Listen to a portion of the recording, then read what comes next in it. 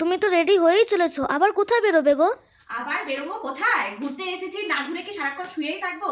তো তোমরা তো সবাই দেখলে যে আমরা দার্জিলিং এ এসেছি, তারপরে লাঞ্চ সেরে কিছুক্ষণ কেনাকাটা করে এখন রুমে এসে কিন্তু ফ্রেশ হয়ে নিলাম, মানে কিছুক্ষণ রেস্ট নিলাম। আর এই যে এখন রেডি হচ্ছি।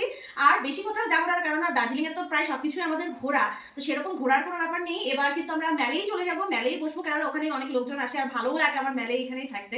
তো এই তো রেডি হচ্ছি, তারপর দেখা হবে মেলে গিয়ে। তো এই যে এখন কিন্তু রেডি হয়ে গেছি, এখন কিন্তু বেরোবো একটু।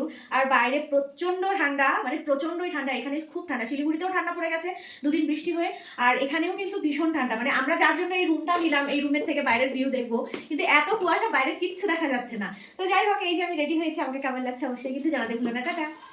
তো এখন কিন্তু বেরোবো। এই যে গুড়িয়াও রেডি হয়ে গেছে, আর এই যে নিবারণ, ও কিন্তু রেডি হয়ে গেছে। আমরা উত্তরবঙ্গবাসীরা কিন্তু একদিক দিয়ে ভীষণ লাকি, যখন ইচ্ছে হলো তখনই কিন্তু পাহাড়ে ঢু মেরে আসতে পারি।